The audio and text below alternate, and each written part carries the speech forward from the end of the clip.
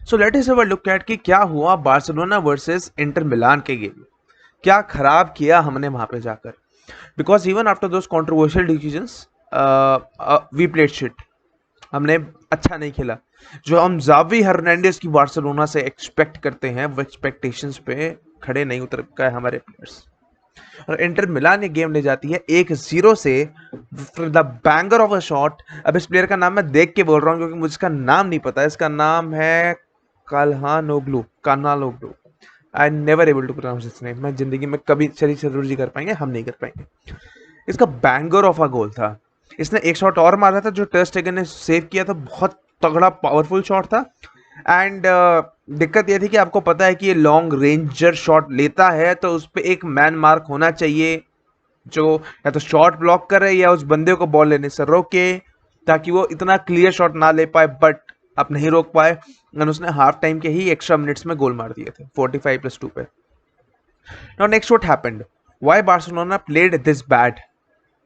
देखो दो प्लेयर्स मुझे पिच पे नजर नहीं आए, वो थे आपके रफीनिया एंड लेवांडोस्की। दोनों पे पहले मैं बात करता हूँ, पहले रफीनिया पे बात करते हैं। रफीनिया चला क्यों नहीं?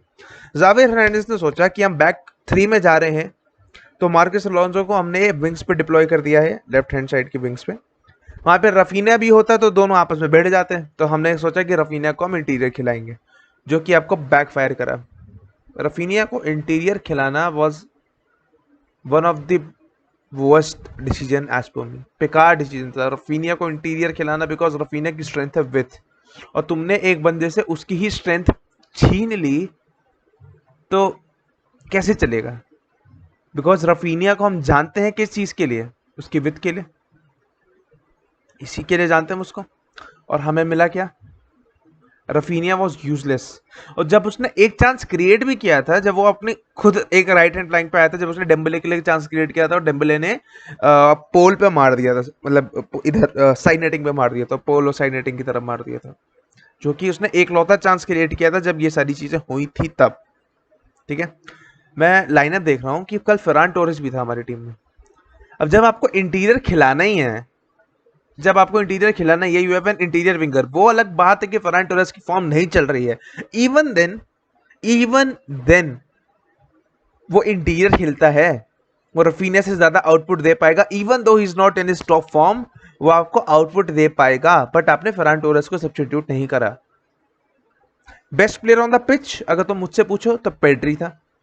ठीक है, अब लेवांडोस्की पे आ जाते हैं। लेवांडोस्की जी ने क्या किया भैया? लेवांडोस्की जी की आदत है कि बड़े मैचेस में वो कहां चले जाते हैं हमको पता ही नहीं चलता। लीग गेम्स में तो भैया फोड़ रहे हैं, जब तक आसान टीमें मिल रही हैं, चलो अच्छी बात है, कहीं कम से कम वहां तो फोड़ रहे हैं, बट यहां क्यों नहीं फोड़ पा रहे हैं? कल क्या हुआ? देखो लेवांडोस्की ने एक दो रन निकाले थे शुरू शुरू में या कभी कभी, but at the end of the game जब सेकेंड हाफ चला, जब इंटर मिलान ने एक तरीके से क्या किया था, पहले वो तो बैक फाइव में थे, फिर वो बैक सिक्स में भी चले गए। मतलब एक तरीके से पूरा झुंड था, गोल के आगे के गोल आप मार ही ना पाओ। और एट द एंड एक ही चीज हो रही थी कि क्रॉस एंड इंशाल्लाह, क्रॉस एंड इंशाल्लाह। क्रॉस करने का ट्राई कर रहे थे, बट एक भी क्रॉस सर पे ढंग से पड़ नहीं रहा था। Most of the crosses are on the head of the Inter Milan players, या फिर the most of the crosses were, अगर बार्सिलोना के प्लेयर्स के सर पे पड़ भी रहते तो इतना एक्यूरेट ना हेडर था, ना इतना सही क्रॉस था कि वो गोल का थ्रेड प्रोवाइड कर सके, एक्सेप्ट वन जो कि बहुत एक पास की फ्री किक से मिला था, जो बुस्केट्स के सर से लग के बॉल उड़ के चली गई थी। वो भी एक बहुत अच्छा चांस था, बट बुस्केट के हेडर्स इतने बढ़िया नहीं होते हैं। देखो हेडिंग में जो बढ़िया हैं, अराहो कोंडे बढ़िया हैं, वो हम पे नहीं थे। हेडर्स से जेराड पीके था, बट हाँ उनके सर पे एक भी बार गेंद नहीं पड़ी, और लेवांडोस्की भी था, बट लेवांडोस्की कल हमें गेम में दिखे ही नहीं। अब जब हम अटैकिंग फ्रंट की बात कर रहे हैं, दो लोगों की बात कर ही चुके हैं, तो तीसरे की भी कर लेते हैं जो खेला था, उस्मान डेम्बेले। अब उस्मान डेम्बेले ने क्या किया? सबसे ज्यादा अटैक उस्मान डेम्बेले की तरफ से क्यों बन रहे थे? इसलिए बन रहे थे क्योंकि हम पे रफीनिया यहाँ था ही नहीं, रफीनिया को हमने बांध दिया था, मार्कस अलोंसो रन डाल रहा था, तो क्या करते? ठीक है, बुस्केट्स पीछे खेल रहा था, गावी ने भी बीच बीच में रन मारे, लेकिन बॉल डाल के दी नहीं गई है। तो हम वापस डेम्बेले पे आते हैं। डेम्बेले ने क्या किया? डेम्बेले भाग रहा है, काट के ले जा रहा है, भाई आग मूत रहा है विंग्स पे। Dembélé Dembélé is on fire in the wings. पर विंग्स तक की वो आग सीमित थी, क्योंकि पेनल्टी बॉक्स में आके सब पानी पानी हो जाता है।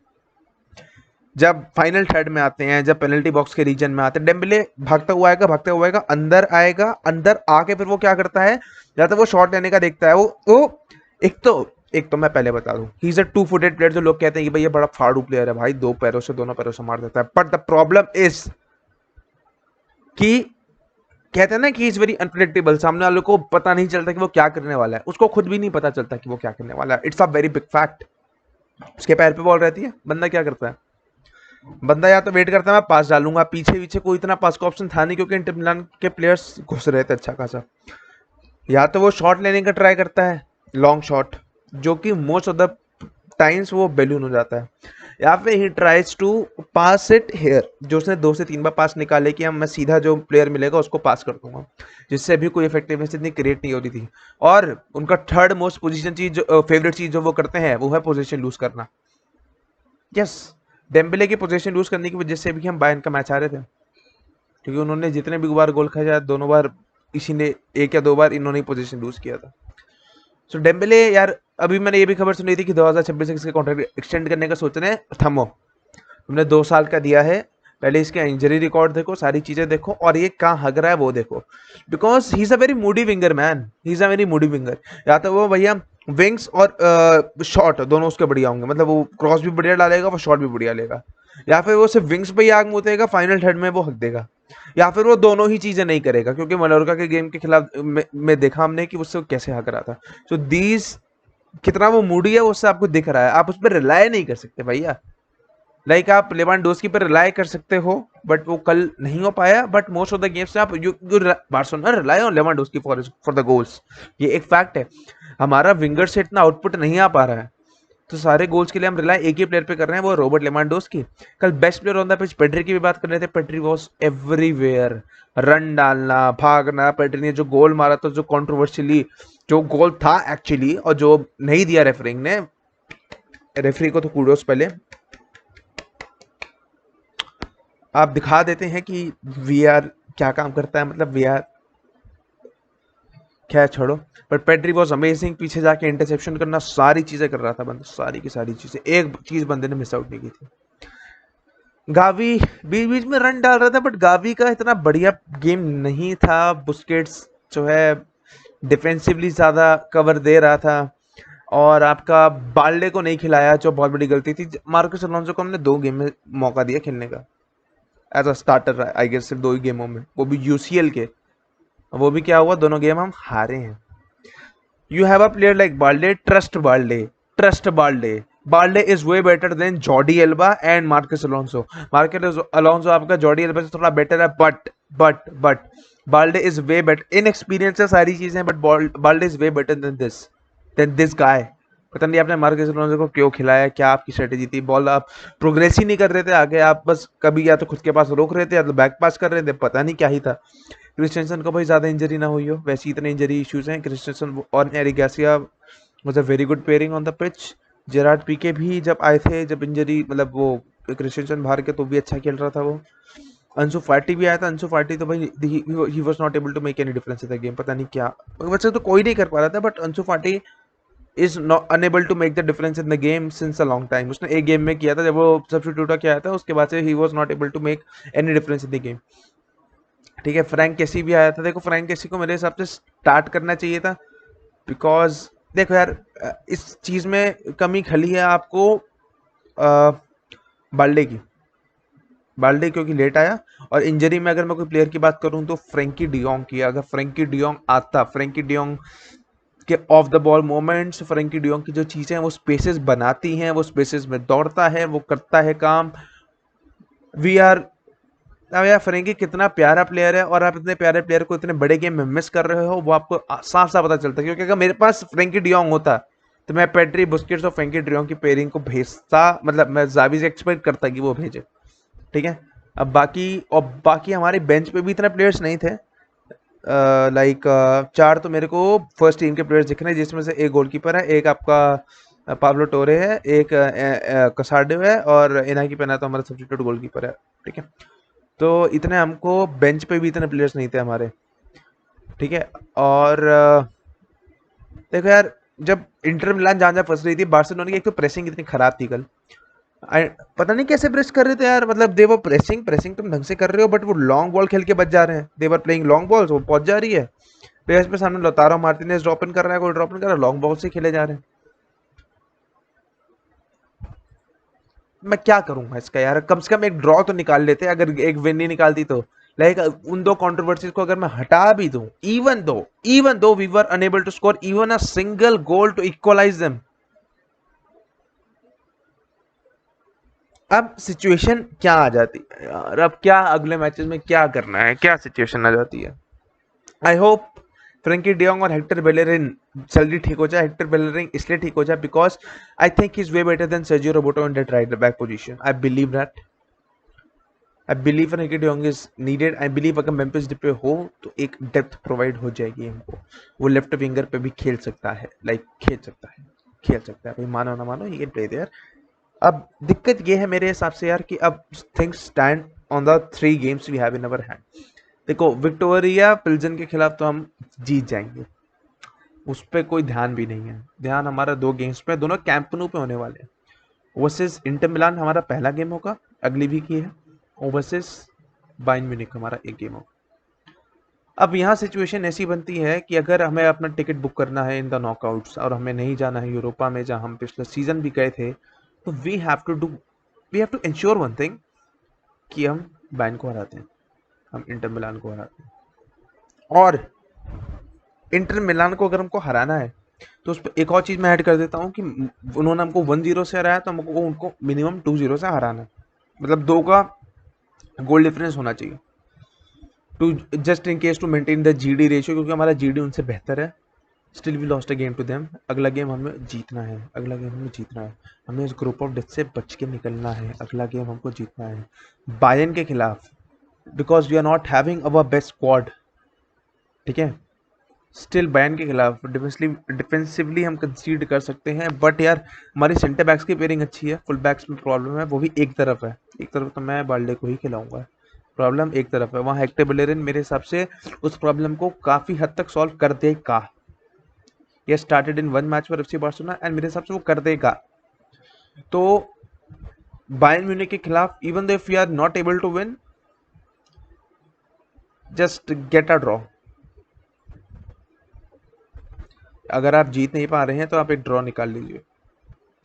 मैं एक्सपेक्ट करूंगा दोनों मैचेस में जीतना टू इंश्योर कि हम वहां जा रहे हैं, क्योंकि दोनों मैचेस में हम जीत जाएंगे, हम चले जाएंगे आराम से, कोई दिक्कत नहीं। ये काम आराम से हो जाएगा हमारा, मैं लिटरली कह रहा हूँ ये काम हो जाएगा।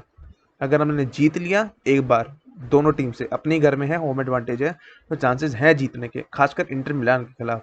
बायर्न म्यूनिख के खिलाफ यार टीम उतनी अच्छी नहीं है हमारी, बायर्न म्यूनिख से वैसे ही बार्सिलोना का कितना अच्छा खासा रिकॉर्ड है हमको पता है। But I guess this time with the crowd support we have, अगर हमने वैसी परफॉर्मेंस दी जैसे हमने पहले दी थी, we are gonna get a decent result, जो हम एक्सपेक्ट करते हैं या जो हमें डिसअपॉइंट नहीं करेगा।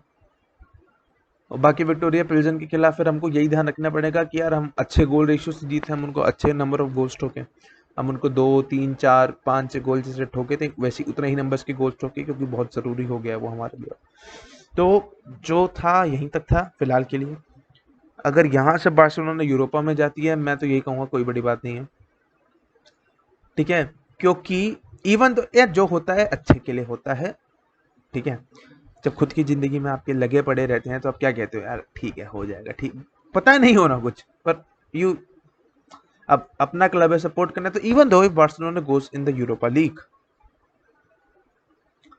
They should win all the domestic titles, चाहे वो आपका कोपा डेल रे हो, आपका ला लीगा हो, और आपकी एक और होता है जिसमें टॉप 4 टीम्स कॉम्पीट करती है, मैं नाम भूल गया, सुपर कोपा दे स्पानिया। ये ये सारी डोमेस्टिक ट्रॉफीज अपने खाते में आनी चाहिए if we go into the Europa, and if we go into the Europa we should this time win that competition and then we should go for the like super। वो बहुत आगे की बातें हैं, क्योंकि अगर हम यहाँ आगे नहीं बढ़ पाए, अभी चांस है हम पे, बट अगर यहाँ से हम एक भी गेम हारते हैं, अगर इंटर के खिलाफ भी, इंटर के खिलाफ अगर हम हार जाते हैं तो मुश्किलात खड़ी हो जाएगी, क्योंकि हाँ इंटर के खिलाफ अगर दोनों में से एक भी गेम हारते हैं मुश्किल हो जाएगा, ये तो बात आपको पता ही है। तो एज सिंपल एज डैट, जो भी होता है अच्छे के लिए होता है, जो भी होता है उससे हमको ये देखना है कि यहाँ से हम क्या ले जा सकते हैं। If not the champions league, अगर हम वहाँ पे सस्टेन नहीं कर पाते हैं, एंड सस्टेन ना करने की वजह देखो, बहुत लोग कहेंगे स्क्वाड डेप्थ है, ये मैं स्क्वाड डेप्थ का एक और मिथ क्लियर करूंगा। स्क्वाड डेप्थ का देखो, हमारी स्क्वाड डेप्थ अच्छी नहीं है, प्लेयर्स है खेलने के लिए, पर वो प्लेयर्स की क्वालिटी नहीं है। और वो क्वालिटी देखो, वो बैकअप प्लेयर्स है, वो बैकअप प्लेयर्स इसलिए क्योंकि जो खेल रहे हैं वो उनसे खराब ही खेल रहे हैं। असली स्क्वाड डेप्थ आप देखो तो मैन सिटी की है। अगर आप इंटरनेशनल टीम में देखो स्क्वाड डेप्थ देखनी है आपको, तो आप ब्राजील के देखो। आप एक तरीके से पीएसजी की भी देख सकते हो कुछ हालात में, क्योंकि उनके भी अच्छे प्लेयर्स हैं। उसको कहते हैं स्क्वाड डेप्थ, लाइक लिटरली उसको कहते हैं squad depth. This is not squad depth, this is हमारी फर्स्ट टीम अच्छी है एंड इन केस उनको इंजरी हो जाती है तो हमारे पास बैकअप प्लेयर्स। और वो बैकअप भी हमारा बेस्ट सिर्फ सेंटर बैक्स के पेयरिंग के लिए है, और मिडफील्ड में भी एक दो है। सेंटर बैक की पेयरिंग में वो मिडफील्ड के लिए है। फ्रंट लाइन में भी हम अभी स्ट्रगल कर रहे हैं क्योंकि बैकअप्स हमारे अभी फॉर्म में नहीं है, और फुल बैक्स में तो हम कब से स्ट्रगल ही किए जा रहे हैं। सो ठीक है, देखते हैं, कंट्रोवर्सीज होगी सब होगी, बट ये मेरा टैक्टिकल एनालिसिस था पूरा बार्सिलोना की गेम का। Let's hope we stay in the UCL and visca Barça, visca काटालोनिया।